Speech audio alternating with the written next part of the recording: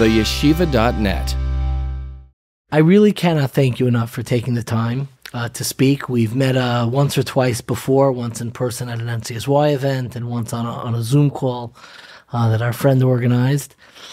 I wanted to talk about Chassidus, Chabad, and most importantly, the Rebbe. But I wanted to begin with Chassidus because a lot of times people's understanding of Chassidus is they drive through Borough Park or they're going through a New Square.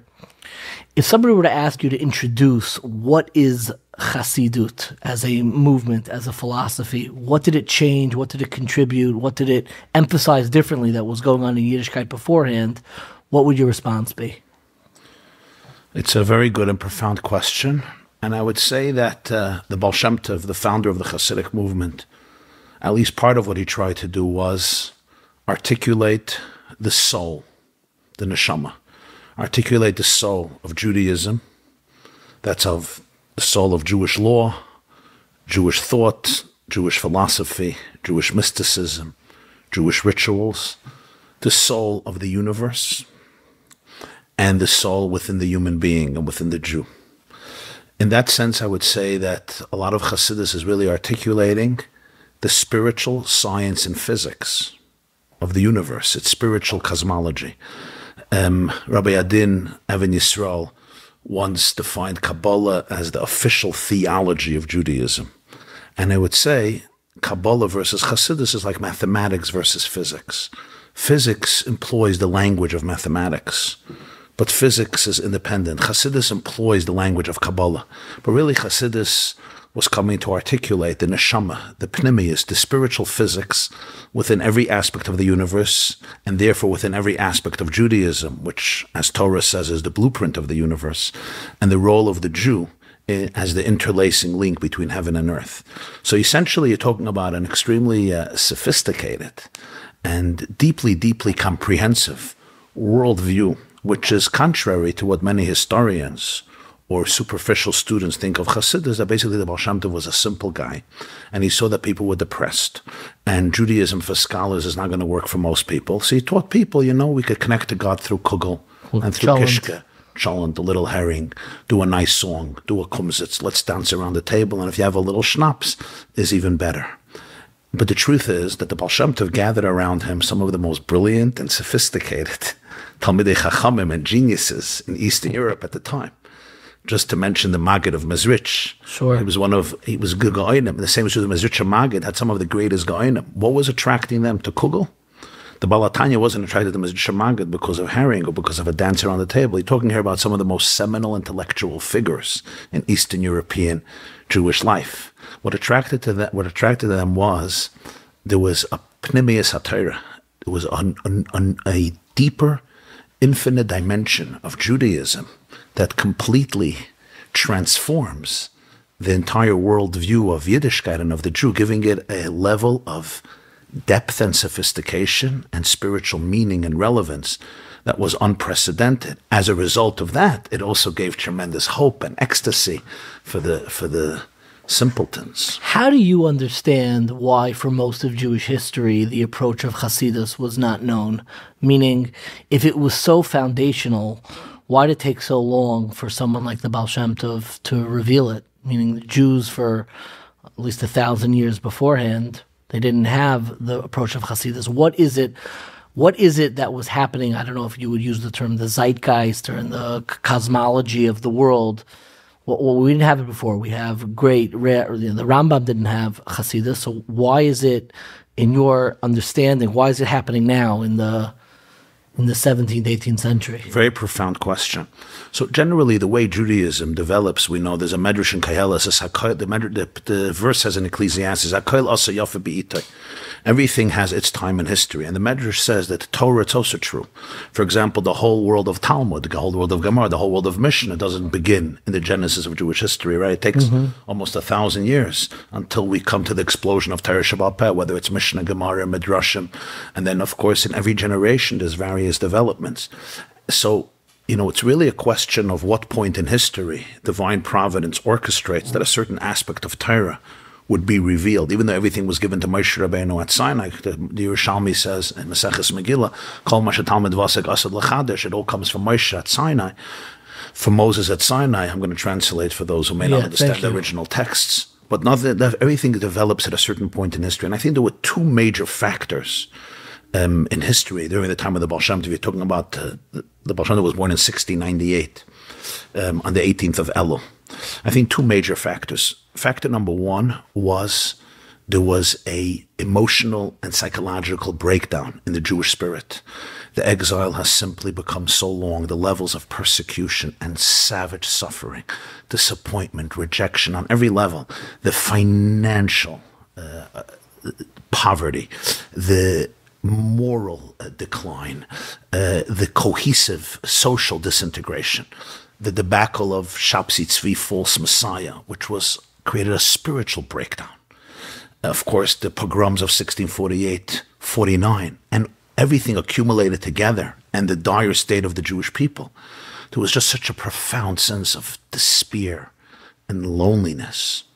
This came coupled with another challenge, and that is the Enlightenment. The Baal Shem Tov was born 1698. It's literally those few years when the European Enlightenment begins. So even though the Baal Shem Tov was born in some town in Ukraine, the Enlightenment happens in the West, but it's by divine providence, because literally the Baal Shem Tov and his movement that he would create. And we have to realize something unprecedented happens. I don't know of any other movement in history that within 30, 40, 50 years transforms the lives of 10 million Jews without a single bullet. Without power, without dictatorship, without influence. The Baal Shem Tov had nothing. He had a little shul in Even Mezhebush. institutionally, it wasn't... Institutionally, no power. Certainly, physically, militarily, no power. Socially, no power. No affluence, no money. What did he have? What did he have? And within a few decades, not within a few hundred years, half of the Jewish world is not just affected, but transformed. And it's all by osmosis. It's almost like organic. And what really happens is, there is, in Hasidic text, they use the word Chasaf Hashem Ezraya Kache, which is from the Nevi'im. God reveals his holy arm. There's a light that comes to the Baal Shem Tov. The Hasidic masters used to say, Pinchas of Karetz was a student of the Baal Shem Tov. He said, when somebody's in a faint, one of the things you do is you scream his name, Yankel, David, to wake him up. The Jewish people were in a faint, so Hashem whispered their name. Their name is Yisrael. The Baal Shem Tov is Yisrael. He was that name. It gave the Jewish people back their inner identity. They can recreate redemption from within.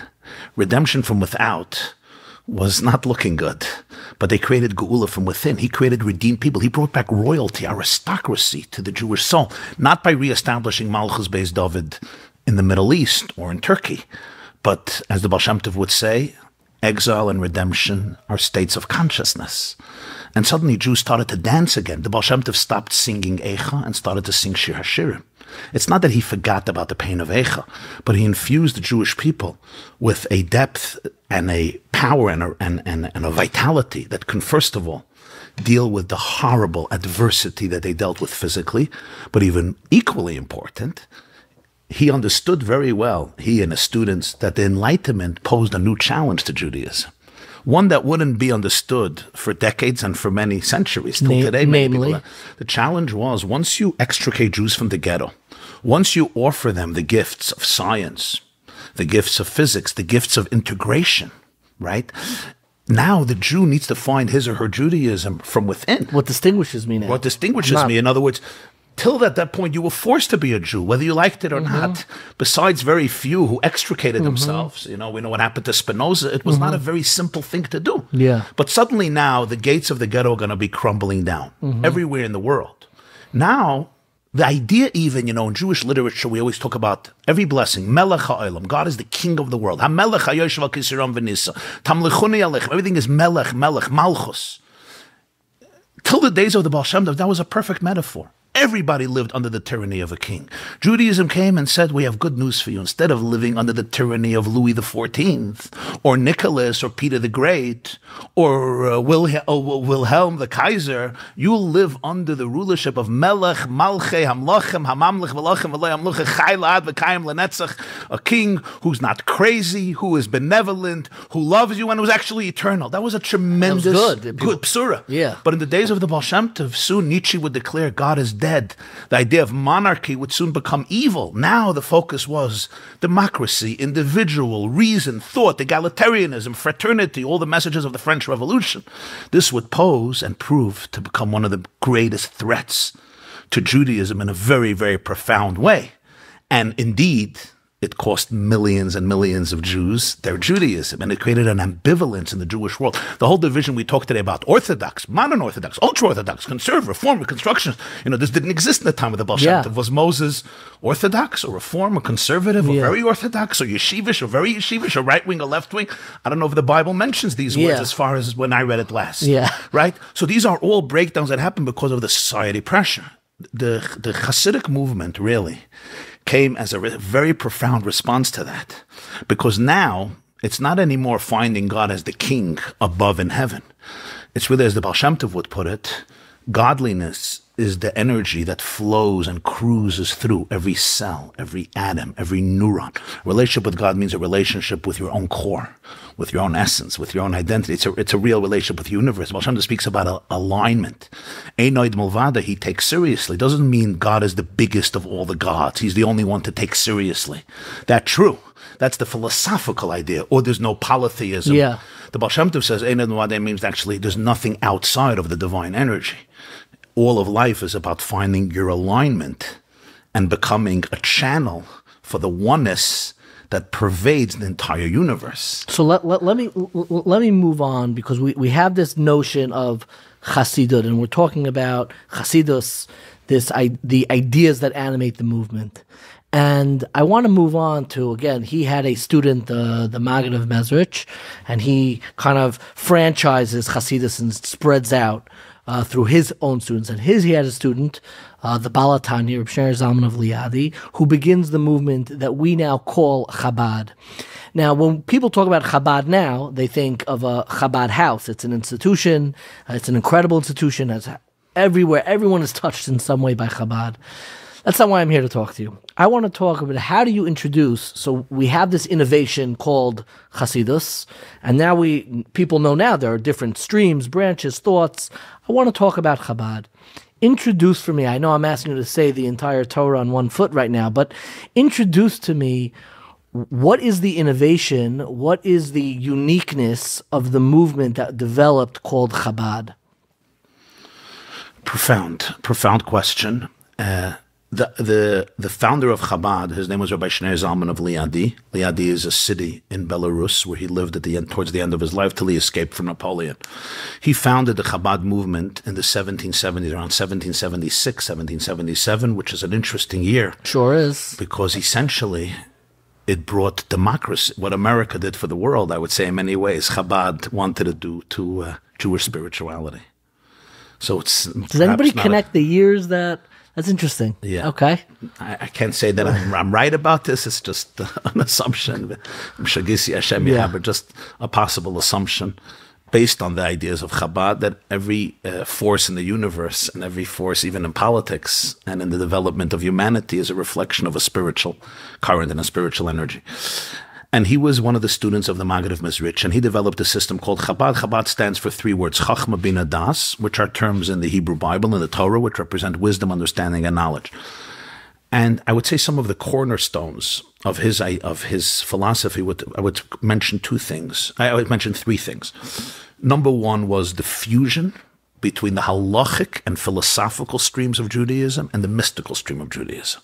Till the days of the Alter Rebbe, even though there were Jews who were great halachic authorities and great mystics, but the fusion was often very hard to recognize. Never mind, if you talk about the world of Maimonides versus the world of Kabbalah, oh my God, don't mix the Guide of the Perplexed with the teachings of the Arizal. Mm-hmm. These are two things you don't mix. Completely different disciplines. One is very philosophical and rational and mathematical. The other one is very mystical and romantic and spiritual, etc. I think Rabbi Shneur Zalman of Liadi, one of his most profound contributions is he wrote a Shulchan Aruch, he wrote a code of Jewish law, and anyone who learns it knows his rigorousness in terms of Jewish law and its entire system of thought. And yet he also wrote the Tanya, which is basically, I would say, the Bible of Hasidism, like the general seminal work of Hasidism. And what you see by him is a complete understanding and attempt to show the fusion of the mystical stream of Judaism and the halachic stream of Judaism, creating a unified, comprehensive program for life. So the refreshing component of that is incredible. When I'm learning a piece of Talmud about a cow being gored by a ox, or about a civil dispute, or about something very materialistic or very monetary, and there is a system of how to understand it and how to comprehend it, which the yeshiva world has developed in a beautiful, beautiful way. Rabbi Shnei of Eliadi would show how the mystical meaning of that law is completely connected to the actual physical meaning of that law, so that all of Judaism becomes a fusion between what he calls the body and the soul. That's number one. Number two, a major aspect of his was the idea of understanding Kabbalistic truths in a psychological and personal way, Chachma bin Adas. Many of his colleagues disagreed with his approach. They felt there's an inspirational figure, a personality. You watch him, and he's serving God sincerely, and that will inspire you. And in their generation, it really worked, because you had people like Rabbi Lubavitcher Rebbe, like the Seer of Lublin, like Rabbi Melech of Lezhensk. You have to get involved in all the details of mysticism. You watch Rabbi Lubavitcher Rebbe daven, you saw that God is real. And that gave Hasidim so much energy, it allowed them to touch their own soul, and they can go home for the next 6 months until they came to their Rebbe again. The Baal HaTanya, the Alter Rebbe, was worried. What about in 200 years? There won't be a Rabbi Yitzchak Berditchev. In fact, people will look at institutionalized religion and orthodoxy and often see politics, superficiality, pettiness, sometimes stupidity, sometimes corruption, inconsistencies. Now that you mention it? At least some people, especially more sensitive and spiritual people. So the Alter Rebbe said, this won't be enough. People have to find God within. For this, they have to get to know what he called their animal soul. They have to get to know what we call today our traumas, our coping mechanisms, our wounds. His entire Tanya develops a system of understanding your coping mechanisms, which he calls the animal consciousness, that according to him is born in the trauma of separateness, meaning pre-creation, and when the soul is, before it's born, it's one with divine infinity. In the experience of perceived separateness, the animal soul comes in and says, I'm going to create a coping mechanism to help you survive in a very lonely world, but it's based on a deep philosophy of separateness and coping mechanism. And the pain that we now have, a struggle between two souls, one soul that is fully in love, with full clarity and compassion and curiosity and inquisitiveness, and always with confidence and strength and clarity, because it's a piece of God. But I also have another part of me that develops all these types of coping mechanisms, which can be anger, loneliness, emotional detachment, of course, anxiety, fear. And according to the Baal HaTanya, you have to always be able to empathize with your animal soul, which was an incredible idea of his, not to obliterate it, but to empathize with it and understand its fears and then slowly transform it, but always be able to align yourself on a daily basis with your divine. What he was trying to teach with all of these teachings was that people need to be able to find the full divine truth within themselves, within their hearts, within their souls. He wanted everyone to be a little Rebbe. He didn't want only to rely on big Rebbes, which is, of course, a major source of inspiration, and in Chabad they always had that from the Alter Rebbe through the Rebbe, no question. But he really wanted to create leaders that, he gave all the secrets. Like, the secrets don't belong to me. Like, he gave the atomic secrets of Judaism to the masses because he trusted people. And he felt that that's really the ultimate purpose, is the fusion between man and woman and God. God trusts you. I trust you. The Torah trusts you. Empower people. I think the last third element, I would say very briefly, is his understanding of the vision of Judaism to transform the entire landscape of planet Earth, which he called Dira B'Tachtonim. Dira B'Tachtonim, which is a quote from an obscure medrash, Tanchuma portion Nosai. I don't know how many Jews knew about this medrash, but whenever he quotes it, he says, it's known. Of course, it's known to those who know medrash. And there it says that God created the world because he desired to have a dira b'tachtonim. He desired to create, that we create a dwelling place in the lowest element of reality, which is a very interesting idea of why God wanted to create a world. And he saw this as our central mission of revealing oneness in a world of diversity, of transforming darkness into light. This created a philosophy that did not preach that the ultimate version of religion was asceticism and segregation, which many people saw that's the ultimate calling of Judaism. B'diavad, you have to make money, you go into the world and you do what you have to do. But we all know that the ultimate purpose is paradise and getting away from this world as much as possible. which of course created a tremendous tension in people's lives and a lack of contentment. One of his most original ideas is that this main mistake of the spies is that they wanted to remain in heaven. They wanted to remain in paradise. They weren't bad people. They were actually idealistic people. But they weren't ready to integrate the mistake is that the ultimate revolution of Judaism is that integration is not only possible, and it's not only by the evidence, this is God's calling to create a home in the lowest element of reality. The spies were not afraid of defeat, according to him. They were afraid of victory. They were afraid that they're going to be successful. We're going to make it into the land. And you know what? We will morally and spiritually die. We will just become technocrats and bureaucrats. We will just become politicians. That's what we'll become. We'll become egomaniacs trying to run a country. And we know Jews still have a hard time running a country. Ego and politics takes over, right? So this idea that the ultimate calling is the integration of the highest and the lowest, and that God's essence transcends heaven as much as it transcends earth and can only be discovered in the fusion of heaven and earth. This is one of the major, I would say, one of the main points of Chabad Chassidus. I love the way that you described the nefesh bahamis, which I've never, like the traumatic soul, so to speak. It reminds the soul born from the trauma of separateness. The trauma of separateness gives birth to a new consciousness which needs to survive in a very scary world. Sounds like almost like, again, I hate to invoke him, like Heidegger, like being thrown into existence. There's this book that there's one or two sections of the book that stuck with me, but more than anything else, the title stuck with me, by Mark Epstein, and the book is called The Trauma of Everyday Life. And understanding how Chassidus is actually addressing that is extraordinarily moving. I want to I would say that from a Hasidic perspective, the Baal Shem Tov, especially the Alter Rebbe, the author of the Tanya, they would define as the greatest trauma of life is the trauma of existence. Exactly. All the other traumas, and there are many, happen post the trauma of existence and because of the trauma of existence. But the separateness of being alive. That separateness of being alive and being literally in the flow of consciousness, being a conduit for the divine energy, where self-consciousness is dissolved, where there's a complete death of ego, where there is bliss. That sense of separateness creates a new identity. And the question is how well I do with that new identity. So some of us do amazingly well. I have standing in my community. I'm a celebrity. I have 9 million subscribers on YouTube. I don't know how many likes. Exist. I'm a man. I'm a real boy. Exactly, I'm a real boy. So I made it in my trauma. Okay, you made it less in your trauma, or he or she or this. But we're all basically in the sandbox. We're coping with survival. We're not really existing. And I would say that the whole Chassidus is really trying to help heal that rift. And here you see that so much of Judaism, right? What now people are struggling with, anxiety, tremendous amount of anxiety, depression, searching for bliss, for comfort, for oneness, for integration, attachment theory, this whole search for healing. I would say in the teachings of the Baal Shem Tov and his students and the Alter Rebbe, it's like this is the DNA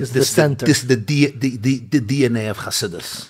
So I want to do something a little unusual that I feel bad because there are 7 Rebbes of Chabad. We just spoke about the first Rebbe, and we're kind of going to gloss over. I'm going to do something that I may really seriously regret. But after the first Rebbe, so I can at least mention the name, was the Mittler Rebbe, and then the Tzemach Tzedek, and then the Rebbe Maharash, Rashab, Frierdiker Rebbe, and then the Rebbe. 7 Rebbes. So you could look those up. There's a lot of books on all the Rebbes, but I want to bookend it. So, because we'd be here for many, many years. For 7 generations. Yeah, we'd be here for many generations if we go through each one. But where my questions until now have began with ideology, I want to kind of flip. And I wanted to begin by asking, do you remember the first time, because I want to begin talking about the 7th Rebbe, what's known as, what people colloquially call the Rebbe, or the Lubavitcher Rebbe, the one you'll see pictures of all over the place. Do you remember the first time meeting the Rebbe? I can't say that I remember clearly what was the first time, but I certainly have memories from a very young child meeting the Rebbe. I grew up in the Crown Heights section of Brooklyn. I was born in 1972. That's the year the Rebbe became 70. So there's a 70-year difference between us. And I would say I had the merit of growing up at the feet of the Rebbe because my family, my father was very close to the Rebbe, and we davened in 770. So I saw the Rebbe either every day or a few times a week, certainly Shabbos. And so already as a very, very young child, I was very often there, and the Rebbe devoted a lot of time and attention to children. He had a very special affinity for children. Those are my favorite pictures of the Rebbe. Every time he went in from davening and out of davening, he would encourage the children, sing with them, dance with them, give every child money. Every time he went into davening to give tzedakah. I was once with a classmate of mine who was short, and he couldn't get the money, the nickel or the dime of the Rebbe into the charity box, and the Rebbe lifted him up. Lifted him up to really. So there was always this constant interaction as a child. You really grew up in that universe. I grew up in his 4 cubits, I would say, and really at the feet of the Rebbe my formative years. And you had a period. The Rebbe suffered his stroke and passed. And you had a period where you were writing you're writing over the Rebbe. So you're uniquely suited, because Chabad, for a lot of people, it's two different things. There's Chabad, institutional Chabad, and there is the philosophical movement of Chabad. Let's begin. What did the Rebbe do, emphasize, change, add to the philosophical movement that you just outlined from the first Rebbe? Again, there are Rebbes in between. But how would you articulate the unique contribution, the thought of the Rebbe? Where does it start? Where's the starting point for what he was trying to create? Excellent. Very, very profound question. You're making me think. I would say that there's something unique about Chabad people have to understand. I don't know if we have a similarity to it in Jewish history. The 7 leaders of Chabad, each of them was a genius in his own right. You're talking about here top-level geniuses, besides being... And not because we have stories, we have their books. Yeah, in Chabad, unlike other Hasidic sects, there was a tremendous focus on writing down everything. Yes. We have close to 60 works of the Alter Rebbe, 60, 70 works, and this is 1700s, early 1800s. From the Baal Shem Tov didn't write anything. The Maggid didn't write anything. We have what his students wrote. Yeah. Thank God. We're very thankful for that. And even the other great Hasidic masters, if you have 1 book or 2 books... Do they ever explain why there's such an emphasis on writing in Chabad? Yes. Why is that? For this very reason I discussed above. In other Hasidic circles, the main focus was the inspiration that you got from the tzaddik. And he said a little vart. Here are the secrets. Write it down. Yeah, he said a little vart, and they got inspired. Yeah. And if you read all the Hasidic works, take Oram Meir, Kedushas Levi, Avodas Yisrael, Magid Varav Le'Yakov, Keser Shem, etc., it's usually a paragraph or 2, fiery, beautiful, inspiring, geschmack, delightful, and always triggering the soul in a positive way. The Alter Rebbe, his discourses are very, very long. That's why they're very, very difficult too. Very hard to comprehend. They're very, very profound and intricate because he did not want to sheer sparks of inspiration. He wanted people to integrate it into their system. And the only way they can do it is if they really comprehend intellectually and, more important, emotionally, the system. So take me back to the Rebbe. So now you have 7 generations, each one built on the previous one. Yes. So you're dealing with a fascinating reality. 7 generations, each one a genius, and they built their system on the one before, and then comes the Rebbe number 7.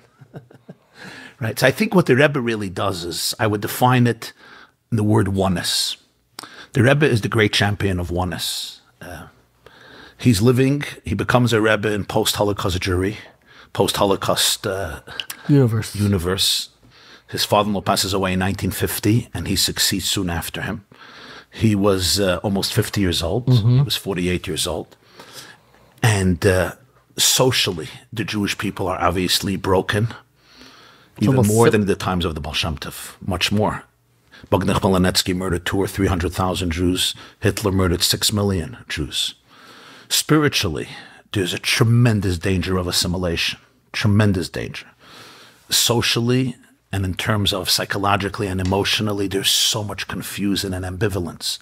Also remember, millions of Jews left Judaism because they believed in the new isms that promised emancipation, redemption, false messiahs. How many Bundisten, Yiddishisten, socialists, communists, millions of Jews believed in these systems that let them down. European Enlightenment, integration in Germany and other centers of Europe.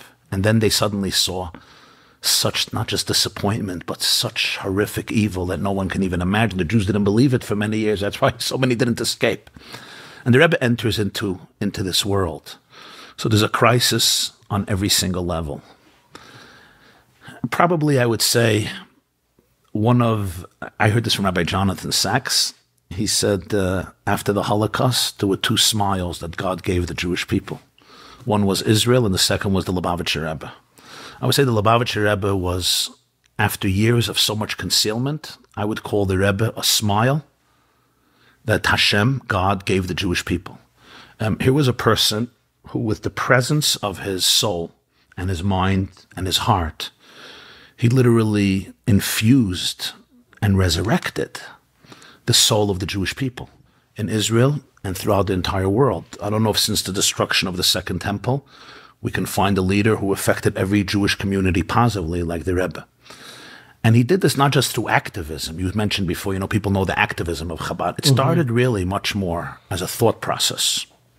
And the Rebbe's thought process was really the thought process of oneness. He took all the teachings of the Baal Shem Tov and all the teachings of the Alter Rebbe and the 6 generations above him, and I would say he did 3 things. Number one, the Rebbe spoke for many, many hours.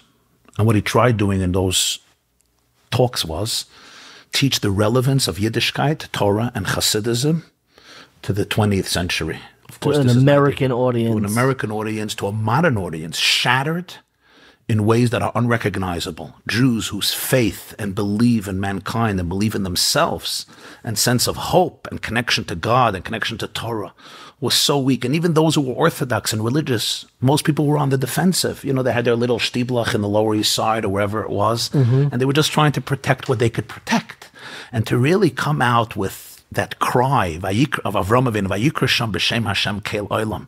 We're actually getting ready for Mashiach. The world is waiting for redemption. The world is anticipating transformation. Judaism has never been as relevant, as exciting, as necessary.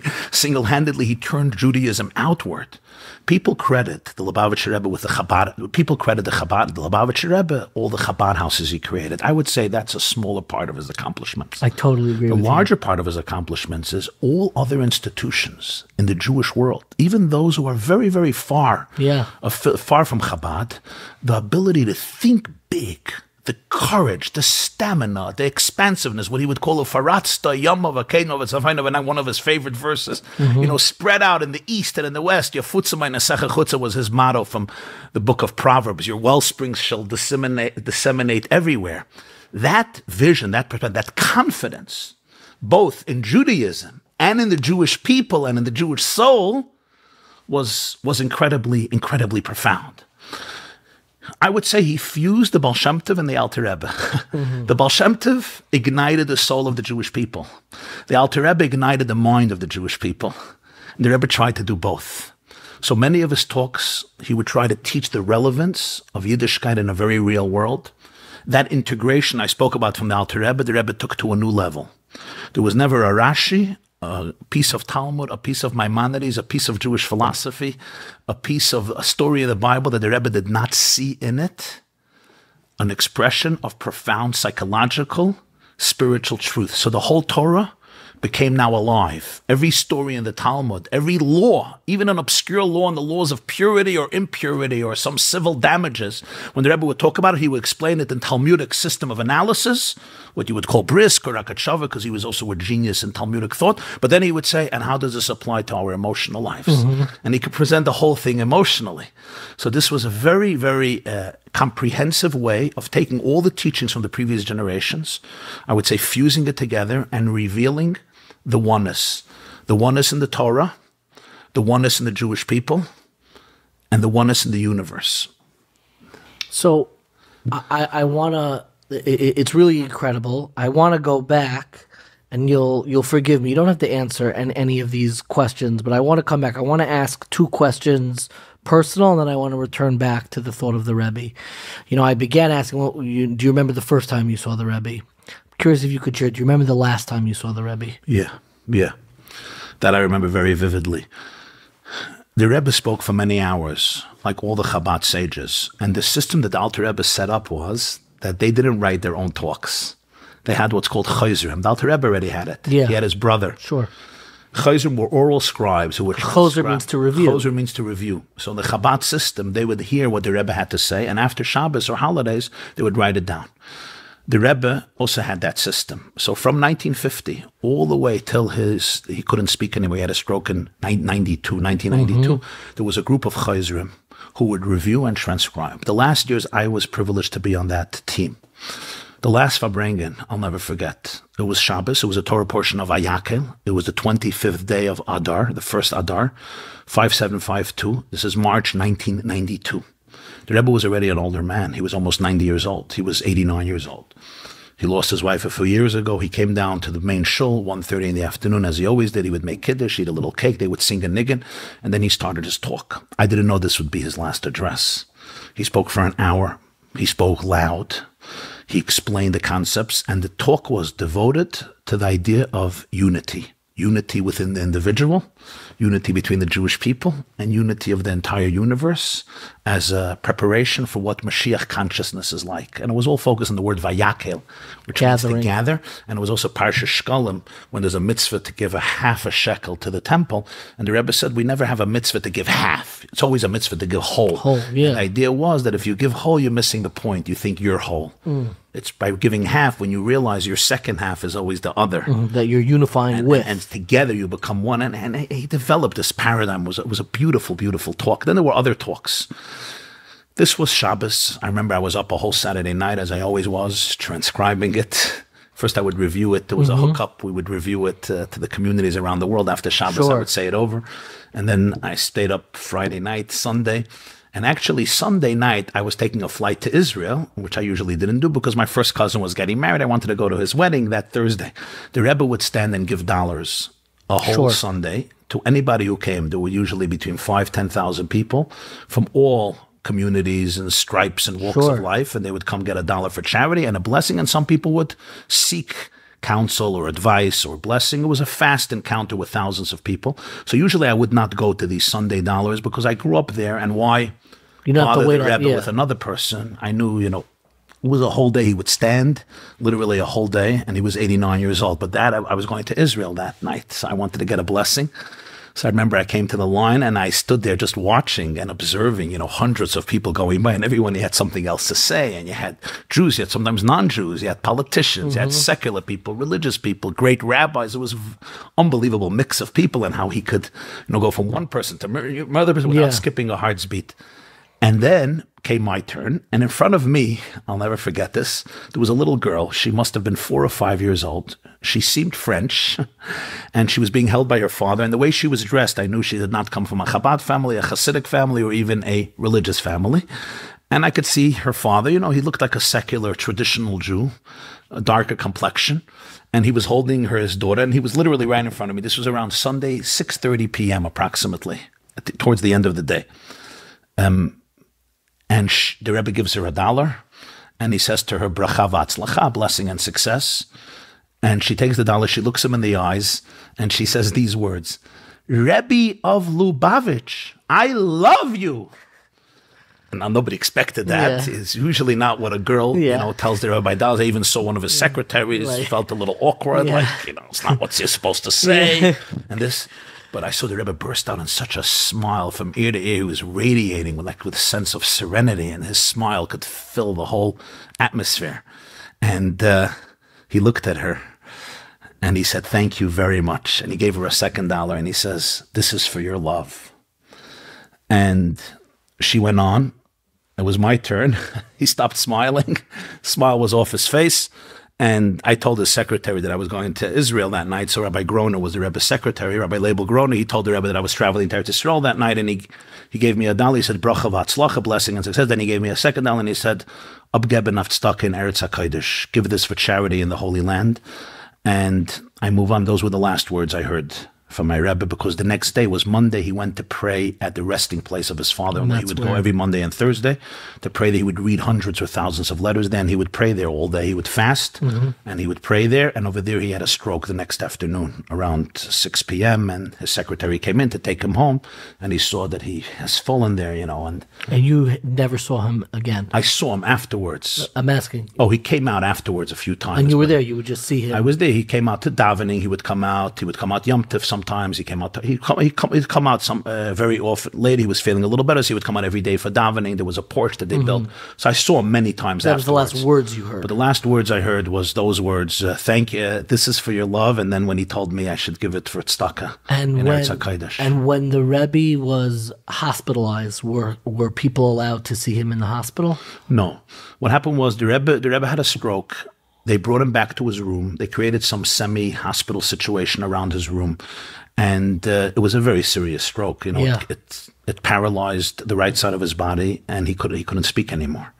So he had to remain in his room. But a few months later, he started to come out to the crowd, but not to speak. He just came out for davening, and he could make with his hand when they were singing. Sometimes people went by, and he nodded to them. But then 2 years later, I don't know if you know, the same day that he had his first stroke, he had a second stroke. 2 years later, the same day. Chav Zayin Adar. I did not know that. 27th of Adar, yeah. Okay. That was a much more serious stroke. And shortly after that, he was in the hospital in Beth Israel. So it was kept very, very exclusive because it would have just been dangerous. Thousands of people coming. Yeah.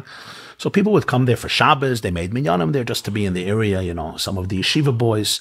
And then a few months later, he passed in June on the 3rd of Tammuz, 94. Do you remember, and we're coming up now on the 30th yahrtzeit. This is the 30th yahrtzeit, 1994 to 2024. Do you remember where you were when you found out the Rebbe had passed? Yeah. So I finished... I grew up in Crown Heights, and that's where I studied in yeshiva for many, many years. At the end of 92, summer of 92, the Rebbe already didn't have Fabrengens anymore since that March when he had a stroke. So my job was obviously finished. So I was always learning in yeshiva. So I was sent to learn in a yeshiva. They have in Chabad a system called Talmidim HaShluchim. Boys go for a year or two to another yeshiva, and they learn over there. And it's a good experience for them, First of all, they learn with the community, they learn chavrusa, and they also, they get their feet wet outside of their home, and they strengthen the yeshiva, and they learn with the other bachrim that are there. So they have these shluchim all over the world. So I was sent to go to Boston. There's a yeshiva in Boston, in Brookline, Massachusetts. I learned there for 2 years, those 2 years. And I remember Motzei Shabbos. It was around 1 o'clock in the morning. It was Saturday night, the 3rd of Tammuz, 94. They had beepers then. Yeah, sure. So one of my friends had a beeper, and they sent out a message from 770, Shema Yisrael, Hashem Elokeinu, Hashem Echad, Baruch Dayana Emes. And we understood what that meant. And again... So I saw the message, and then we we drove into New York, because the next day was the funeral, Sunday. You were such a central part in that last part of his life when he was giving over Torah, and there was such a hope and an expectation that this would be, the Rebbe's going to be with us to the very end. On like a personal level, what does that do to you post 94, 95, 96? Where are you as a person, as somebody who was so close? Did that take a heavy toll on you as an individual? It took a very heavy toll on me, and I would say all my friends, especially our age. Your generation, yeah. Our age, because, I was 22 years old. So, I wasn't married yet. So it's really formidable years. Yeah. So I would say, some people, they're younger. Some people, their life is more established. I would say a lot of guys my age, it took a very difficult toll. Especially, I grew up literally at the feet of the Rebbe, and almost every Shabbos, I would say, I listened to him for hours, and I was involved in communicating it and transcribing it. And I think me and my colleagues and my friends, everybody really had to go on a very deep search, an inner search, back to what I said about the Baal Shem Tov, to find everything within. And I do have to say that a few months after the Rebbe's passing, something dawned on me. I had that little epiphany. I started to review in my mind his recent talks that he gave the last year. And on Hoshana Rabbah of 91, which was the last 6 months of his talks before he fell ill of his public life, he said something, and I knew at the moment it was strange, but I didn't take note of it until after his death. And what he said was that when his father-in-law published the biography of the Tzemach Tzedek's family, he was the third Lubavitcher Rebbe, he wrote before each of his sons the title Kvod Kedushas Admor, which is the title they use for a Rebbe. And the Rebbe said that's strange, because in Chabad, the Tzemach Tzedek's youngest son became the Rebbe. He became the fourth Lubavitcher Rebbe, the Maharash. But he says, my father-in-law used for all of them the title Rebbe. And he tried to teach us a lesson that there comes a point in history where everybody is really open to becoming a Rebbe. He said this. He never spoke like this. It wasn't like, no, not everybody is a Rebbe. Like there's a Chassid, there's a disciple, and there's a Rebbe. Like, and then he said, he almost acknowledged that. He said, now when we speak those words, I'm sure, Segita Tresel, people are trembling from this. But he says it's not far-fetched because every holiday, before, when we open the Torah, we ask Hashem, we ask Hashem that within each of us should be implemented the verse that says about Mashiach, that the Spirit of God dwells on him, because each of us has a spark of Mashiach inside of us. And then he moved on to the next subject. And I thought about this, and I said, wow, why was he saying this? He was trying to say something. He was trying to empower a generation of his own students and disciples and saying, physically, I'm not going to be present here. He was anymore, preparing for... But I want you to realize that if what we were all trying to do was be a conduit for God, so it's not about me. I'm just a conduit. So you got to find that light in yourself. And when you find that light in yourself, you are the Rebbe. And Rebbe, not in the sense maybe that you can do everything he did or have his mind or heart or soul. I mean, in the sense that you become a complete channel for Hashem's oneness and love, being filtered and channeled through your talents, your creativity, your personality. When I started to reflect on this, I realized growing up by the Rebbe, this was one of his most constant and incessant messages. Empowering. You are the person. I remember once... do you think he knew he was going to be the last formal Rebbe of Chabad? It's very hard for me to know exactly what he knew and what he didn't know. What I do know is, and this I could say to you in full confidence, and this is not rumors or Hasidic miracle stories. This is what I saw and I heard, is that the last 6 or 7 months of his public life before he fell ill, he was saying and doing things that were very, very unique. So an example, the last Rosh Hashanah at his public address, he spoke about how every Rebbe knew that there comes a time where you may have to pass away and he has to prepare for the future. He said this the last Rosh Hashanah, and he spoke about the Tzemach Tzedek preparing for his future. I didn't know why he's saying it, but it was fascinating. The same Rosh Hashanah, he spoke about the symptoms of a stroke. He said that when you blow shofar, it says in Shulchan Aruch, your face should become red because there's a current of blood that goes to the brain from the intense blowing. But he says, may it be in a way, he used to blow the shofar himself and his face would become, he says, but may it be in a way that it shouldn't cause the opposite. And he described the symptoms of a stroke. That was fascinating. And in the same talk, he described a Rebbe knowing that one day he may have to pass away. Throughout the next few months, 2 things happened. Number one, he spoke a lot about things that he wouldn't speak about earlier. He also spoke about a new consciousness coming into the world. And he said, we have to open our eyes and we'll see that the energy of redemption is here. So there was this paradox in his talks. So nobody imagined it. A few weeks before his stroke, one day after Mincha, he turned around. I was there, the 3rd day of Shvat, I'll never forget. He turned around, he says he wants to say a few words. Nobody expected it. It was just a regular Mincha. And he spoke about Moshe's speech impediment and Aaron being a spokesman. And then he started to cry. And he spoke about his father-in-law. His father-in-law had a terrible stroke in the early 1940s, and it affected his speech impediment. And he said the professor, the medical professor, came to his father-in-law and said, why did God punish you from all people? Your main tool of communication with so many Jews, this is the previous Lubavitcher Rebbe, is your mouth. And that gift was taken away from you. And the Rebbe started to cry when he spoke about that. You were there? I was there. The I saw him. Really started to cry. Okay. I remember after Mincha, I told a friend of mine, this is not good. This is I didn't think what is very strange. A few weeks later, he couldn't speak anymore. And he spoke about the responsibility. Aaron knew that he has a responsibility to be the mouthpiece for Moshe. And he spoke about himself included with all the Hasidim. It was always about his father-in-law. That was the main focus. So he said, it's our responsibility to be his mouthpiece, to be channels for his wisdom. And then a few weeks later, he had a stroke. I'm like, OMG. Another thing that was so interesting was for 6 months, the Rebbe stayed up all night. He would always stay up all night. He slept only 2-3 hours a night. I saw that myself. I saw when his light went on and off. I would work on his talks throughout the night. So I would come down 3 o'clock in the morning And I saw the light went off. Half an hour later, it went on. And the Rebbe had a very interesting schedule. He would sleep 2 or 3 hours a night, and he would basically spend the time learning. The last few months, a major part of his night was spent out cleaning his entire room. He literally went through every piece of paper in his room that was there since 1941. How do I know? Because the people who were writing his talks, he would send us things every night in the envelopes, and he would say, was this published? Was this published? Was this published? Suddenly, day after day, we were getting all these packages from the Rebbe's room. He wants to know what happened. This is from the 80s, from the 70s, from the 60s. So the Rebbe, for a few months, and the day he had a stroke, they came into his room, it was spotless. He has organized everything. So I'm not in a position to say what he did know, what he did not know, how much he knew, how much he did not know. The Rebbe was a very, very intelligent person. Besides everything else, he was a holy, but he was also a very, very intelligent person. A few years before he lost his wife, so I think the Rebbe probably imagined and anticipated and prepared in a way that more than what most people would imagine.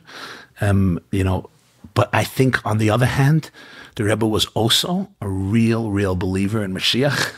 And he hoped, I think, with every fiber of his being that he would see it happen in his day. And I think both things, merged in his life in a very real way. Well, let's talk about that. This is really the last thing that I want to talk about. The last time that we met, we spent a lot of time talking about the Rebbe's approach to Zionism. And I want to phrase this question artfully and thoughtfully. It happens to be, I've always been fascinated by the Chabad approach to Zionism. The Rebbe was very close to and rooting for Israel, the Medina, the state of Israel. He was always rooting for it. He was close to it. You always saw he was close to Netanyahu, was on the dollar lines, and he was active. He was involved. Chabad has always been, and when I say Chabad, I mean the community and the institutions, had a very pro and positive attitude towards the state of Israel, yet distances are pulled back, wouldn't ideologically call themselves Zionists. The Rebbe had a letter that I read to Rav Shlomo Zevin, where Rav Shlomo Zevin was a chassid of Chabad, and who was much more of a real, serious Zionist in the more typical sense. And the Rebbe says, pump the brakes. Personally, it's a beautiful letter because he's so concerned. He doesn't want to hurt the friendship that he had with Rav Zevin, who was a giant in his own right. And he says, you have to be careful about 1958, a letter from 1958, incredible letter. False Messianism. He mentioned Shabtai Tzvi explicitly. And I want to understand the Rebbe's approach to Zionism, specifically in light of the fact of the Rebbe's approach, and people don't always like this word, I don't know why it became a dirty word, of Messianism, of Messianism as a very real part of what the Hasidic movement is coming to do. I mean, you mentioned it from the verse, but we both know it comes from a letter of the brother-in-law of the Baal Shem Tov, where a letter from the Baal Shem Tov to his brother-in-law. I'm sorry, Reb Gershon Kitterer. Yeah, where he goes up, he has this vision, and he has this confrontation with Mashiach, and he has Rosh Hashanah 1846. The Baal Shem Tov says his neshama goes up, and he speaks to Mashiach. And he asks, when are you coming? And he says, Kishiyafutzu ma'inasecha chutza. When your well springs will be disseminated to the most outward reaches, corners of existence. And Messianism, anybody who grew up in my generation, I was in second grade in 92, but when I was in South Shore, the mashgiach of South Shore, his name was Rabbi Newman, sweetest person in the world, but he was very stark. We bring Mashiach, and I would give out jelly beans for saying brachas and to bring Mashiach, and we thought, I was a kid, the Rebbe, who else? Who else could it be? Who else would it be? I thought the Rebbe was going to be Mashiach. And then when the Rebbe was nifter, so, the people who didn't like Chabad said, I told you so. There was like a little schadenfreude, triumphalism. I don't like that stuff. But Chabad has always been very proudly messianic in that sense, in a deeply spiritual sense, but also non-Zionist in the typical sense. Yeah. So what I'm trying to understand is, what was the Rebbe's relationship to Messianism versus relationship to Zionism? I would have thought the Rebbe would be the number one Zionist. Let's bring it. Let's do it. What else are we waiting for? The Rebbe said we could have this right now. So why aren't we having it right now? Why aren't we approaching the state as a messianic step, or using that language that he cautioned Reb Zevin about Atchalta de Geula? But on the flip side, he didn't take this typical approach and saying, state of Israel, meh.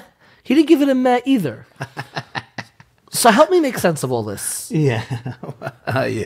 Like Hillel says in Talmud Shabbos, She'ela g'doyla sha'alta b'ni. When Hillel came out of the bathhouse, the guy wanted to know, why the Chinese eyes look the way they do. He said, you're asking a big question. Big question. She'ela g'doyla sha'alta b'ni. So there's no question that Mashiach is at, front, middle, and center of a religious Jew's Weltanschauung, and certainly a Chabad Chassid's Weltanschauung. As the Rebbe would always say, 3 times a day we say, L'shuascha kivinu kol hayayim. He would scream, kol hayayim. All day we await salvation. We await the explosion of goodness. But let's be real. Most Jews have no clue what they're waiting for. Most Jews have a 3rd grade at best education of what Mashiach is. And they don't update it. Because they're worried if you update it, then you're going to fall into the abyss. That's true. And I would say that an enormous percentage of the Rebbe's teachings was essentially articulating what Mashiach consciousness looks like. I heard from the Rebbe myself. He said the greatest way to prepare for Mashiach is to start living emotionally with the consciousness as though Mashiach is here already. How will my marriage look like when Mashiach comes? What type of father will I be when Mashiach comes? When God's full presence will be revealed in the world, what's my schedule going to look like? What's my relationships with people going to look like? What's my level of confidence going to look like? I've asked this question. I like asking people, how old do you think Mashiach is going to be? Just to see where their head is. And I like asking people, do you think people are still going to go off the derech when Mashiach comes? Very good. So I would say, that was literally so much of the Rebbe's teachings are saturated with preparing the world for Mashiach, not just externally, but more importantly, internally. Okay. Number 1. Number 2, there was a talk of the Rebbe that he gave on the 28th of Nisan, 1991, literally 1 year to the date of his stroke.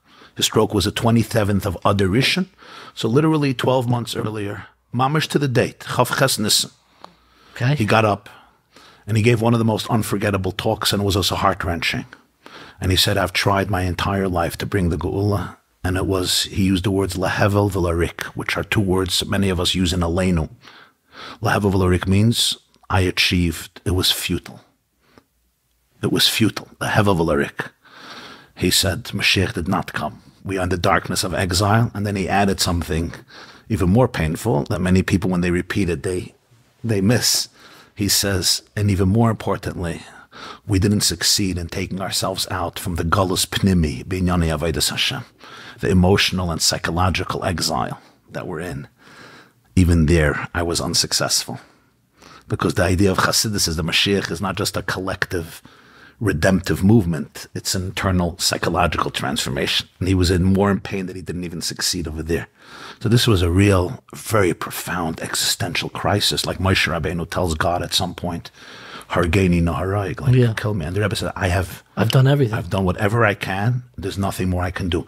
Now that itself, I just want to pause for a moment. Imagine somebody telling me, Rabbi YY, I did everything I can. I can't do anything more. Really? You did everything you can? Maybe you could sleep 20 minutes less. Maybe you could watch your the clips 20 minutes less. I mean, there's probably a little more you can do.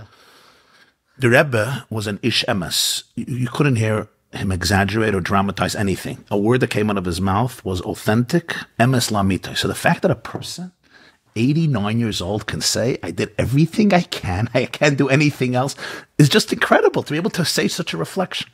And at that moment he said, and this is a mission now that belongs to everybody. Change the world, bring Mashiach, bring the Geula. And as I said, 12 months later, he falls ill. Now, again, I don't know about the dates and what he knew, what he didn't know. I don't know. I'm not a Navi. I don't have Ruach HaKodesh. It's not stating the facts. I stay in my lane. I try to transcribe the Rebbe's talks loyally as a student, not as somebody trying to say, I know more than what I know, more than what he said. At the end of the day, I'm a Talmud. And I know that, and I try to have that humility. So that's a given. The Rebbe would also always fondly, he always quoted the Rambam. He made his class Shir Rambam, but one of the Rambams that he often quoted, there were like 4 Rambams that if you don't know them by heart, you can't be considered a Lubavitcher Chassid because he said them constantly. And one of them was the end of Rambam Hilchos Malachim, Perik Yud.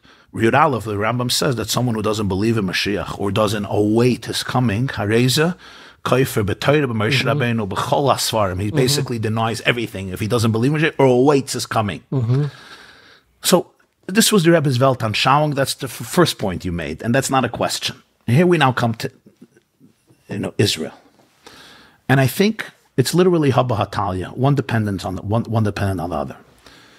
The Rebbe identified, as others did, in the creation of the state of Israel, a miracle, especially post-Holocaust, especially with all the refugees, especially once after the UN partition and the Arabs declared war. And he saw that as a tremendous moment in our generation of, what Rabbi Soloveitchik would call perhaps kol doidi doifik, although that's Rabbi Soloveitchik's term, and I know that's a different school of thought. I'm just using that term. He also identified, I think, two things that were very, very disturbing to the Rebbe because of everything he represented. And here we have to understand something. Chassidus Chabad has a very powerful immune system. I would extend it, am I worried that Orthodox Judaism, right, will one day disintegrate because of all types of rabbis who will distort it? I'm not. You know why? Because it has an incredible immune system. Its immune system is the Shulchan Aruch. Halacha. Jewish Shulchan Aruch. Yeah. Of course, there's 1,000 different opinions about everything in Orthodox Judaism. But if you stay attached to... We know, if I get to a shul, right, and I say, we don't have to put on tefillin anymore. Yeah. Or we could start using a mic, whatever it is. We could light up, we could use computers on Shabbos and Yom Tov.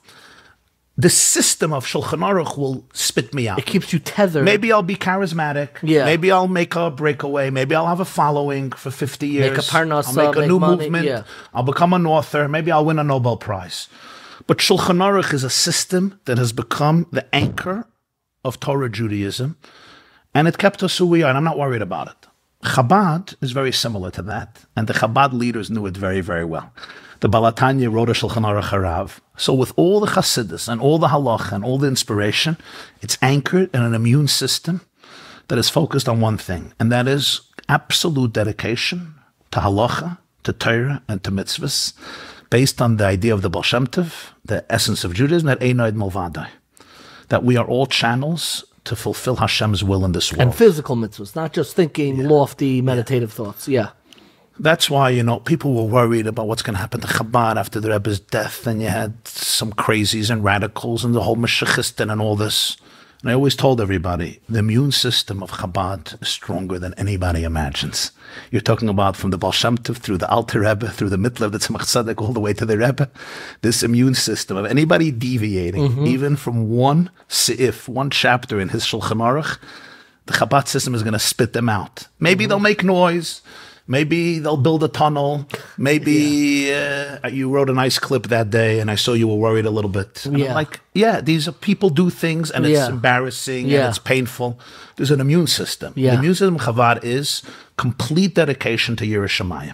Complete. The awe, to awe of heaven, and to the fact that we are a people chosen by God to fulfill His will and bring His light into the world, primarily through Torah and through mitzvahs. So come back to Zionism. And this is where the Rebbe struggled a lot, because I don't have to tell you, the state of Israel was created by people who, in many ways, a major part of their agenda was to liberate themselves, in their words, from the old Jew.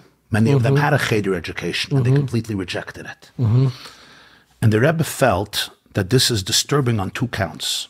First of all, any geula, any redemption, that is not completely here to serve Hashem as an expression of Hashem's mission for the Jewish people in the world is not just wrong, but it's a spit in the face of what the vision and the history of thousands of years of Jewish history is. So anything that's divorced from a complete commitment to Yiras Shamayim, to Torah, to mitzvahs, to Jewish divinity, education, to divinity, godliness, the Rebbe compromising this would be a spit in the face of the Rambam, of the Arizal, of Rashi, of Rabbi Akiva, of Rabbi Yochanan ben Zakkai, of King David, of King Solomon, of Moses, of Joshua. It would be the greatest spit in the face of thousands of years of Jews who blood, sweat, and tears sacrificed themselves for the land of Israel, for the people of Israel, and for the Torah of Israel, and for the God of Israel. So the Rebbe created that demarcation very clear. I'm going to support with every fiber of my being helping Jews. I'm going to support with every fiber of my being the fact that Jewish people are living in the holiest land of the Jew that belongs to the Jewish people. I'm going to support with every fiber of my being any act of generosity and kindness and goodness that helps my brothers. And I'm also going to look and see the soul in every Jew, even the Jew who calls himself a heretic and an atheist, from David Ben Gurion to Zalman Shazar to Chaim Weizmann and the entire, Mapai leadership of Israel. Like the Baal Shem Tov, he always wanted to see the neshama. Yeah. But I'm never going to compromise on anything that can challenge or antagonize the essence of the Jewish people, including the essence of our relationship to Eretz Yisrael, which is Torah, which is Amunah, which is Yireh Shamayim. That's number one. But there's something even deeper. And this he wrote to the president of Israel himself in 1969. The president was Zalman Shazar, the third president of Israel. He was a president for 10 years, from 63 to 73. The Rebbe was always also worried for the security of the new state of Israel. And he wrote this to Shazar. He was worried for its security. And this is something unbelievably, for me, powerful when you think about it. The Rebbe wrote to them, you are making a historic mistake from a security point of view, not even from a religious point of view. In other words, even if you guys are avowed atheists who just believe in a secular state of Israel, you are making the greatest mistake in your life. The state of Israel is the only state that its legitimacy is challenged every single day in the United Nations. There's 192 states, I believe, in the UN. Only one whose legitimacy is challenged every day. Every day. By so many countries and in so many universities around the globe. And it's not Pakistan, and it's not Syria, and it's not Afghanistan, and it's not Iran, and it's not the Congo, and it's not Darfur. It's the one land, of the Jewish people. When you continuously say, this was created in 1948 as a secular state of Israel, you are literally pulling the rug out from under your feet. Say the truth. We're not here because of 1948. It's because God promised Abraham, the first Jew, 3,700 years ago, this land for eternity. It's stated hundreds of times in the Torah. That's your power. Your power of Medinat Yisrael is Eretz Yisrael. That's your entire power. And he felt that separation from the state of Israel, from the sacred land of Israel, that Jews over thousands of years, every Jewish child, they used to say, every Jewish child, 5-year-old, anywhere in Europe, anywhere in Asia, anywhere in Africa, sat down to learn Chumash, and he learned the first Rashi, and the first Rashi says, why does the Torah begin with the story of creation? You can just skip to the book of Exodus and get to the mitzvahs. This is a book of laws. It's not a book of history. Why do I have to know that Abraham fed 3 people milk? Yeah. And Rashi says the whole book of Genesis was written for one purpose, Rashi, the first Rashi. And that is, one day the nations are going to tell the Jews, you're thieves. You have conquered our land. You're occupiers. You are thugs. You are an apartheid state. You're basically engaged in genocide and ethnic cleansing. Listim atam shekavashtem. And Jews won't know what to say. So Rashi says the whole book of Genesis, including the beginning of Exodus, was written to give Jews an answer of how to speak to the world. And this Rashi wrote 900 years ago during the first crusade around 1096, when the question was not if Jews are going to be living in Israel. The question is, are the Christians going to rule? Are the Muslims going to rule? No one even thought at that point, unless through a miracle, the Jews are we coming weren't back in the to race. Israel. Yeah. And this is what Rashi was addressing. So for 900 years, every Jewish child was living with this consciousness. The Rebbe said, why now you created a state with an army? God gave you this tremendous opportunity. Instead of telling the world the truth, that there's a reason 2,000 years we were dreaming about this land. Every time Jews davened, they faced this land. When they davened to God, they were learning about the Pesach Mikdash, they were learning about Maisa, they were learning about Truma, they were learning about Kedushas Mechitzas, about Maisa Shady, about B'chor, about Karbanis. For 2,000 years, the world of Torah kept Eretz Yisrael alive in the Bati Midrashim, in the yeshivas, in the schools, in the Talmud Torah, in the Chadarim, in Hungary and in Russia and in Lithuania and in Galicia and in Poland and in the African countries, the Ashkenazi countries, etc., West Europe, Eastern Europe. And he wrote to President Shazar that this will devastate us from a point of view of security. He says, not that I think anti-Semites care what you say, but he says, this is what he wrote in 1970. What about the morale of all the youngsters in the IDF who are idealistic, all the university students who are searching for idealism? And then he wrote, and all the students on campuses in the United States, 1969, who will all one day believe that you're a bunch of thieves and thugs. And that's why I think that to understand the Rebbe's position, you have to understand that there was a very, very subtle boundary that he created. The security of the land of Israel was one of the most common themes in his talks. I grew up with it. Yeah. 30 years from after the Six-Day War until his last talk, he dedicated sometimes an hour and a half an hour every Shabbos and Yom Tov to talk about the grave mistakes that Israeli leaders are making. I never understood why he has to take the time of 5,000. But the mistakes were always like because they're like the security issues. He felt, well, he spoke about two, I would say the two greatest mistakes that he felt was, one was that from a security perspective, they completely did not understand who they are, what their position needs to be, who their neighbors are, and they're creating a pseudo-reality based on false hopes that is going to come to bite them in a very profound way. I once heard the Rebbe say, I'm going to try not to cry. He said, people ask me, why do you always have to scream about this? The Rebbe, like he couldn't hold himself back. It was Hanukkah.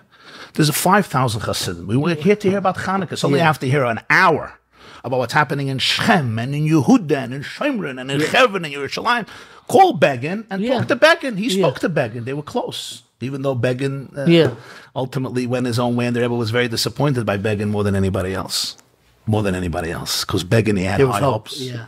He had high hopes. They were close emotionally. Begin was a proud Jew. Yeah. Begin was a real proud Jew. Begin wasn't Ben Gurion. Correct. Ben Gurion was also a proud Jew, but Ben Gurion was a proud Jew as an atheist Jew. Yeah. Begin was a different type of Jew. Shabbos for him was holy. And then the Rebbe once said, what should I do? And I'll say it in Yiddish. There were 3 million Jews living in Israel. And he says, what should I do when I see with my eyes tears for generations? I see the grief of death, the bloodshed. What should I do? I shouldn't scream every Shabbos and Yom Tov. And literally he was describing October 7th, like the Rebbe was describing this the 1970s and the 1980s.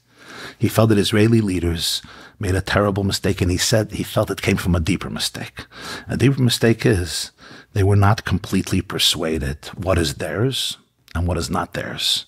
And they couldn't create an absolute non-negotiable mark in the sand, which will give security even to their neighbors and to the world to know what Israel's position is, what's non-negotiable, and would create a much safer environment for everybody. The Rebbe would say, ultimately, we want even Arab children to have a good future, not just Jewish children. The Rebbe would say that. Yeah, I heard this from him. Yeah. Constantly, he would say, it would save lives on the other side. Lives would be saved. Not just children, even adults. Lives would be saved. He would say that. It's better for the other side.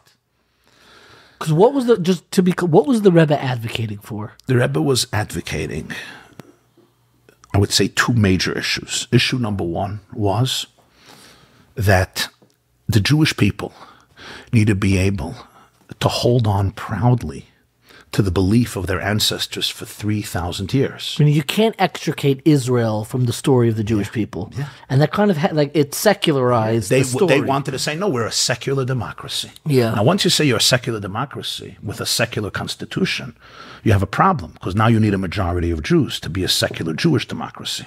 But you're not. So you have to create a green line. But the green line is fictional. The Jews believe in the green line. Nobody else believes in the green line. Their neighbors say the whole Israel is an occupation and every Jew is a settler. The green line was our own demented, fictional creation to feel good about being a secular democracy without the need to connect to who we really are. And nobody buys it. Nobody buys it besides the Jewish people. So we created a fictional novel in our own minds, the green line. Even the liberals in the New York Times don't buy it. Even the liberals in Harvard and Columbia don't buy the green line. Pre-1967 is legitimate. Your whole thing is one big occupation. You have stolen this land, listimata. But this touches the identity crisis of the Jew in the 20th and the 21st century. And that's what the Rebbe was trying to heal. This is an identity crisis issue. In 1959, he wrote a beautiful letter to Ben Gurion. I would say it's one of the most rare historic documents I've seen. Here is a man who was 20 years younger than Ben Gurion, writing to him as a young Lubavitcher Rebbe who was not very known then. This is the 1959. He's writing to the celebrated Prime Minister of Israel who created a state in his lifetime.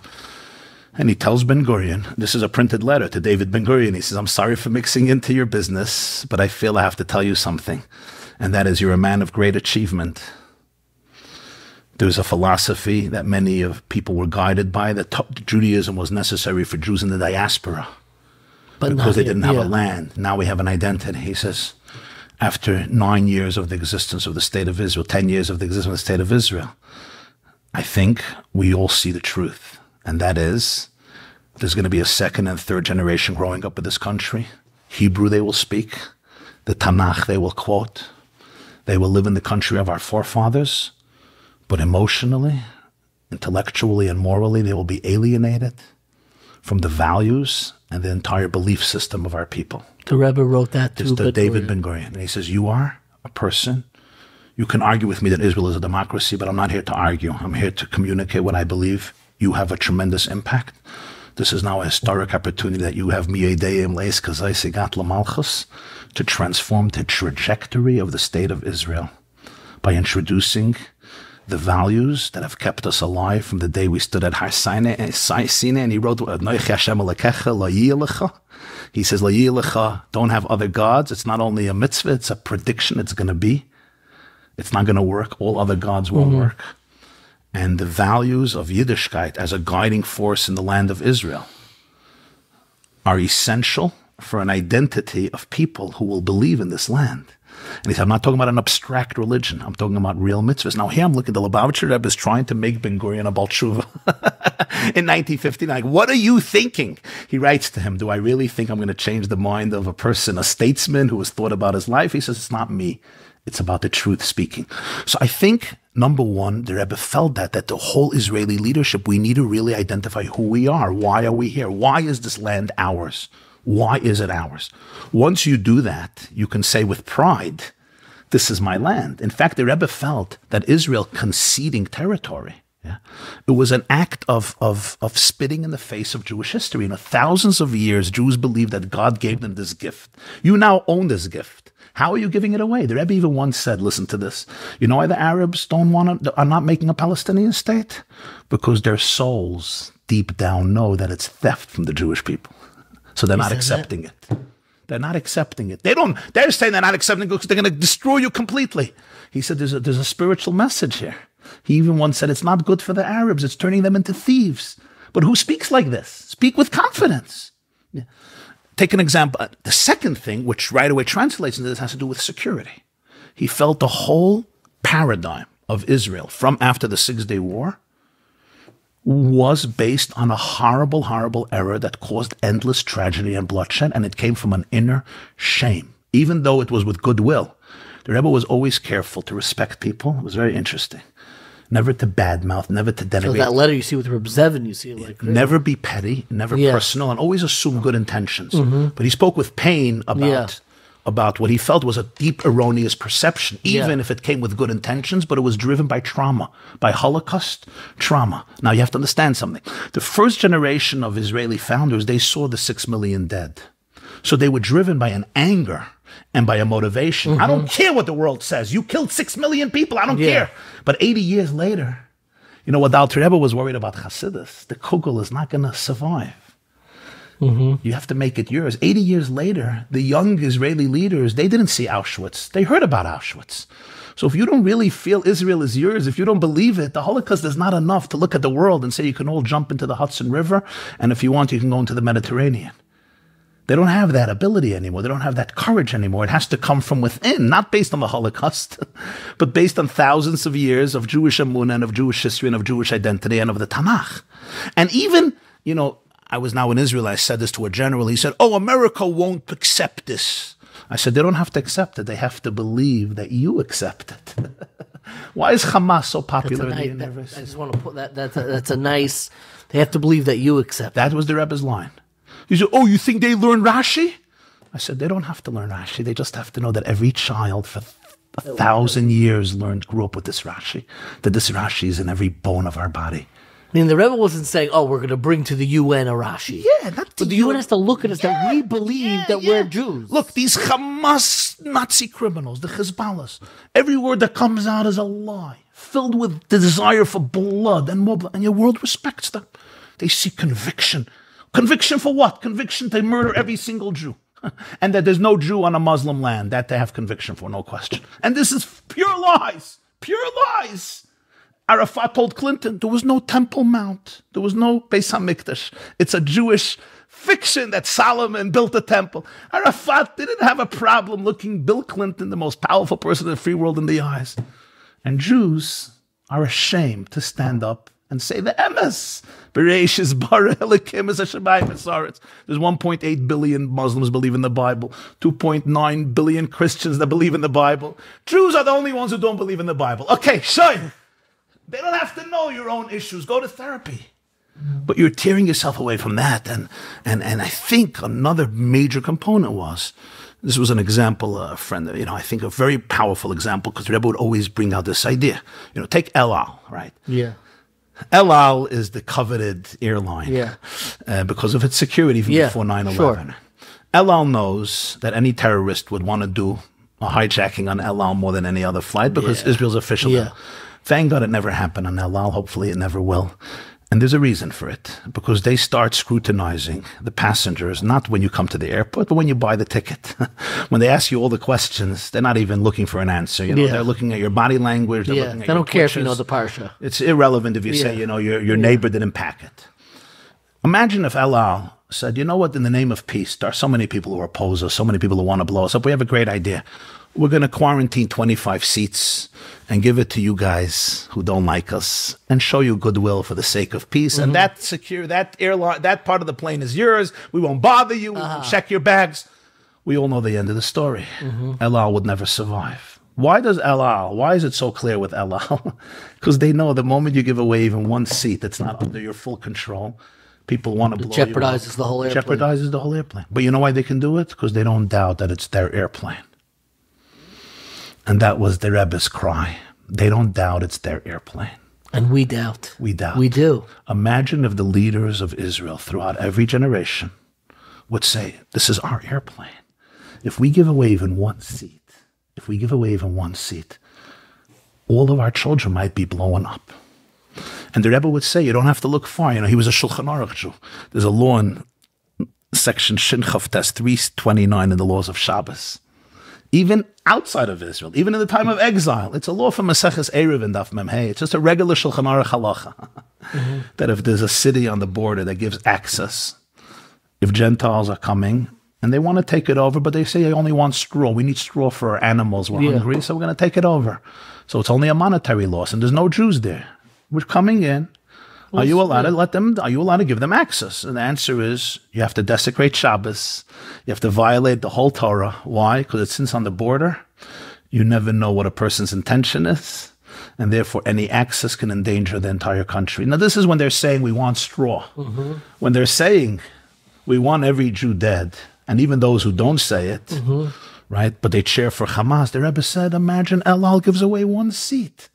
And therefore, the entire mindset and philosophy of compromise, of concession, he felt was one of the greatest historical errors that any country has ever made in history, and will prove a disaster, not just for the Jewish people, but even for all the Arab neighbors.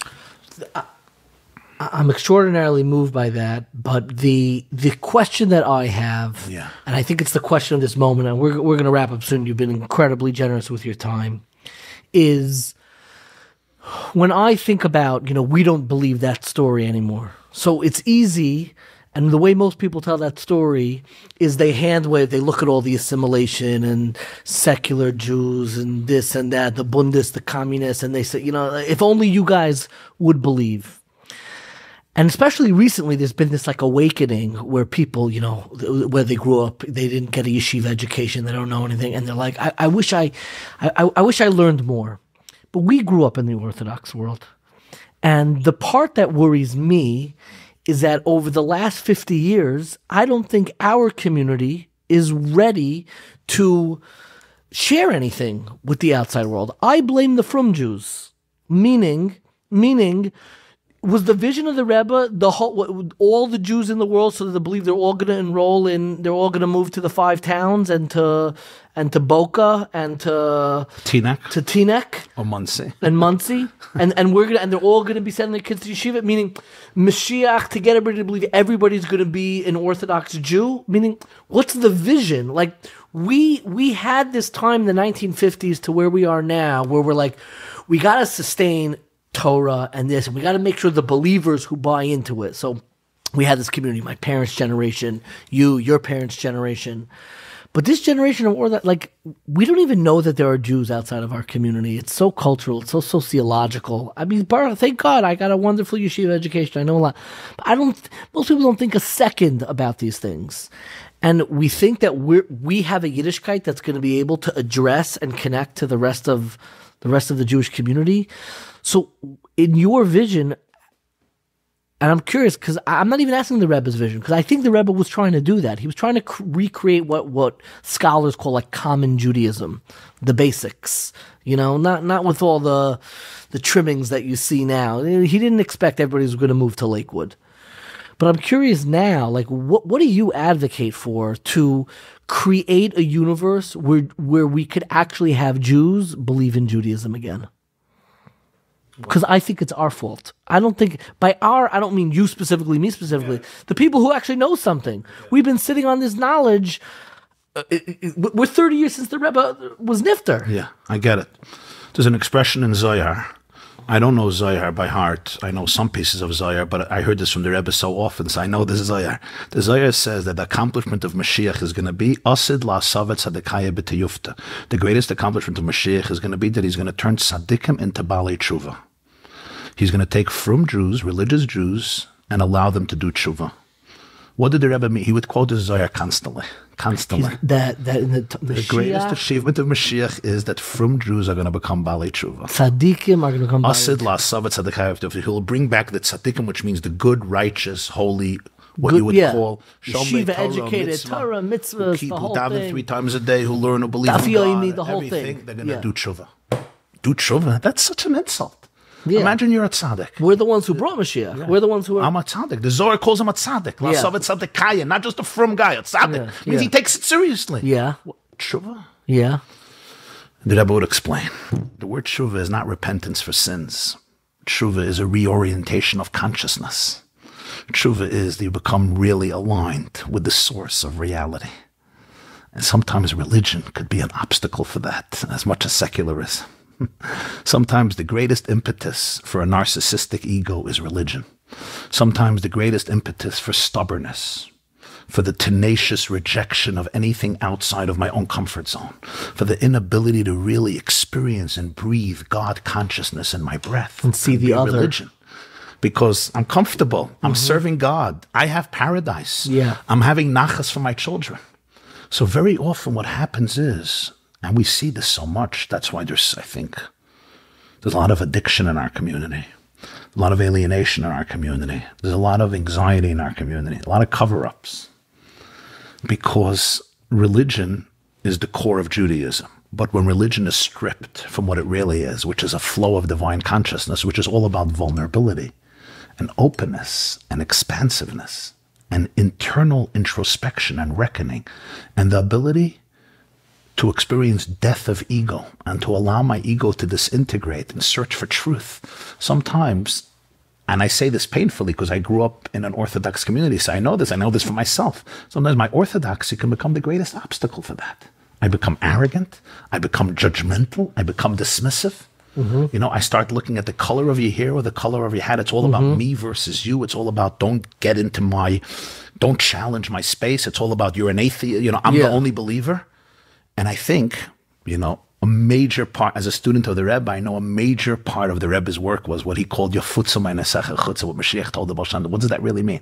The Baal Shem Tov was all about setting the world on fire. The Baal Shem Tov would say, do everything you can do and you'll set the world on fire. It's really about realignment. It's about a spiritual, revolutionary transformation, not revolution through bloodshed, God forbid, but an openness of consciousness. And I think that openness of consciousness is what the Rebbe meant in his last months when he spoke, literally the last months before he fell ill, when he said, if you open your eyes, you will see that there is a openness and a yearning now, and you can already feel the redemption in the air. And I think that's exactly what we're talking about. We're talking about all of us going through a very, very serious change in a very positive sense. And you know what? It's happening. You know how it's happening? It's happening through the children. The children, not your generation, but the next generation. Yes. Some of them are struggling so much, they're actually helping their parents sober up from their religious ego and ask not what God can do for them, but what they can do for God, and really challenge them to open themselves up to a deeper state of awareness. And back to what you started, the whole Chassidus is really about saturating the world with divine consciousness. What does divine consciousness look like? Divine consciousness, we don't talk about that in our schools. No. We don't talk about that in our yeshivas. No. We talk about amazing things. Phenomenal. I work in the system. I teach in the system. It's a miracle. It's a miracle, and the miracle should continue. Yeah. But Mashiach knew that he has to make tzaddik and balei tshuva. Divine consciousness means that I'm actually in a very, very deep place, a channel for blissful oneness. Now, many Orthodox Jews would hear these words, and he's like, what's this guy smoking? Yeah. What's this guy on? I don't know what you're talking about, you know? You want to say a vart in the parsha, say a vart in the parsha. Yeah. And the Rebbe and the Baal Shem was saying, let's stop with Werther. Okay? Yeah. We love Werther. Everybody, Yeah. Let's stop with Werther. Can we really experience ourselves as nothing but the energy of God in the world?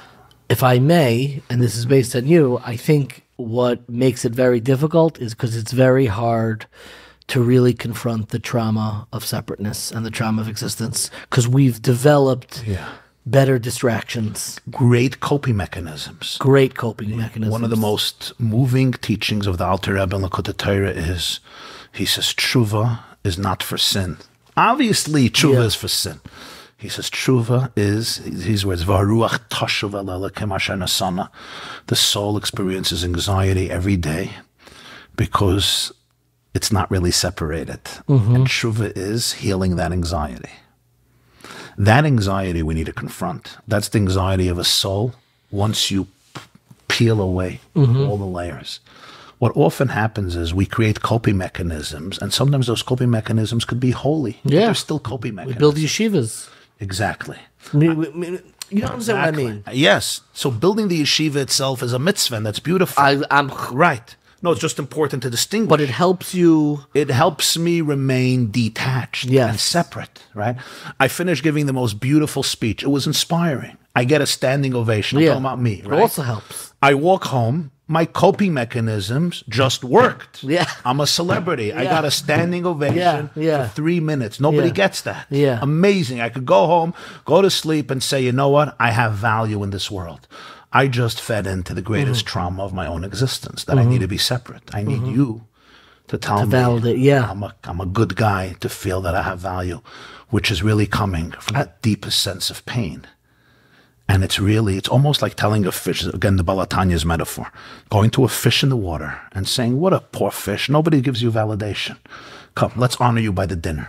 And we take the fish out of the water. Yeah. And we put it up on stage, and we take pictures, and we send it out on WhatsApp, and the fish will turn to you and says, do me a favor, don't kill me. Yeah. Just throw me back into the wood. I want to be invisible. Yeah. Essentially, that's the whole Chassidus. The soul wants to be invisible, not because it's not confident, not because it's traumatized. It wants to be invisible because any visibility, any attracting attention to me is the greatest form of pain for the soul. It means I exist.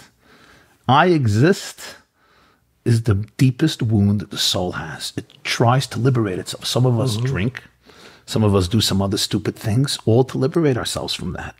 And as Dr. Twersky of blessed memory once told me, he says, sometimes the greatest addicts among us are the most sensitive among us. I would say, meaning you don't even have to get so dark. When I think of this, and we'll wind up, I always end up with questions. But when I think of what you're talking about, I don't even think of the drinking, the addiction. I think people, they build companies that will outlive them. They build, development. And even spiritual accomplishments. Yeah. If I could learn and author a book, or I could become a gadol. Yeah. And be honored. Standing ovation, going viral. Yeah. And I tell myself, I'm inspiring people. And you know what? I am. And that part of it is holy and sacred and should never be delegitimized. Somebody once came to the Balatanya and he says he gives a lot of charity, but it's all for his ego. And he doesn't mean it. He doesn't mean it. The money is not real, and the food he gives, it's all for him. And he meditated for a few minutes and he says, but the bread that the hungry children eat is real. The bread that the hungry children eat is real. That's real bread. So we have to remember that. Yeah. The bread remains real. And that remains even when we go back to our truth. That's the power of the mitzvah itself. The insecurity that it comes with, the anxiety that it comes with, the fear that it comes with, the ego that it comes with. Ego is easing God out. That's a transformation of consciousness. And there's no judgmentalism in that world. I would say what touches me about the Rebbe, maybe more than anything else, is, I heard him speak for hours. I saw him pray. I saw him in action, so to speak. I saw him dance. I saw him farbring. But just watching him and being in his presence, I just saw what it means to be in alignment 24/7 and not to allow yourself to be extricated from the flow of divine infinity. I would often, as a child, I would wonder why the Rebbe doesn't socialize with the people more in shul. Like a good rabbi, smachsta, how are you, good Shabbos. He never did. He was kind and nice, but it seemed to me, as a child, the way it was very reserved and almost like uptight. Uptight. That's how I interpreted it. Yeah. As I grow up today, I see it completely different. Imagine that this plug is channeling electricity, not just to this house, but to the entire state or to the entire continent. Playing with that plug is not a joke. It's not about frivolousness. Pulling out that plug causes darkness to the world. Each of us is a plug. Neshama shenasata b'tahiri. The Baal Shem Tov taught we're all channels of divine electricity, everyone uniquely. A tzaddik knows that this plug is channeling a lot of light into the world. Pulling it out or even playing with it, disconnecting it, it's not a selfish thing, I need to be plugged in. The light in the world gets compromised. And I think that's really what Yiddishkeit is about. The tzaddik may live it all the time, but that's what it really is about. It's 24/7. Am I in a state of alignment or am I not state of alignment? Because if I'm not a channel for electricity, there's a piece of the world that becomes very, very dark. I cannot thank you enough for taking really an incredible amount of time. I have 1,000 more questions, but you've been so generous. I always end my answers with rapid fire. This is like quick, 1, 2, 3, 1, 2, 3. I'm always looking for great book recommendations. The difficulty with Chabad is there's so much out there, so you never start. It's easy to start Kedushas Levi, one volume, beginning, middle, end. If somebody were to ask you for a Hebrew and an English, they don't have to be the same, a recommendation, where to start with the Torah of the Rebbe, what would you tell them? I would say Likutei Sichos. Likutei Sichos. From the beginning, the first one? I would start with Likutei Sichos. It's a set. They're in Hebrew, not in Yiddish. So Likutei Sichos, you have in Hebrew, you have in English. Okay. That's what I would say. Those are I think and in English, a basic introduction for at least a lot of the Rebbe's talks and teachings. It's a big yam. And the Rebbe didn't write his works like in an organized way, like a sefer on this. So you have to really it's like mamash mayim shein lem seif. Yeah. Okay, and English work. Some were introduced. I don't read any Hebrew, but I hear so much about this Rebbe. What's he about? What would you hand them? My brother has a book, Towards a Meaningful Life. Okay. Very good. Sure. Rabbi Jonathan Sachs has a book on the Rebbe's talks. What's that called? Torah Studies. Torah Studies, yes. Torah Studies, that's more translating the Sichos. My brother's more general perspective. I think also some of the biographies, I think Rabbi Miller and Rabbi Telushkin's biographies about the Rebbe's lives were very good. I'm always curious, if somebody gave you a great deal of money, allowed you to take a sabbatical, no responsibilities whatsoever, and you have to go to university and get a PhD, what do you think you would study? The interplay between physics, cosmology, and Kabbalah and Chassidus. That is fascinating. My final question, I've always been a terrible sleeper, and it sounds, when you mentioned a lot how little the Rebbe slept, I'm always curious about my guests. What time do you go to sleep at night, and what time do you wake up in the morning? Now you sound like my wife. When are you going to bed? When are you going to bed? You have to sleep. You can't do like this. So because I have my hands mixed into a lot of different situations, so sometimes I have to deal with a lot of responsibilities and crises. So even though I like to go to sleep earlier, I usually end up going to sleep pretty late, unfortunately. Late is not an hour, but your answer is late, final answer? It's usually very late. And wake up? You're early, or? I used to give a shiur 5:30 in the morning every day. I would start a shiur 5:30, an hour Gemara, and then Halacha, and then Chassidus for many, many years, until the doctor told me, if you want to live longer, you have to sleep a little longer. So now I wake up a little later. I cannot thank you enough for your time, your wisdom, experience, everything that you shared today. It means a great deal to me. Thank you for the opportunity and the privilege. This class is brought to you by theyeshiva.net. Please help us continue the classes. Make even a small contribution at www.theyeshiva.net/donate.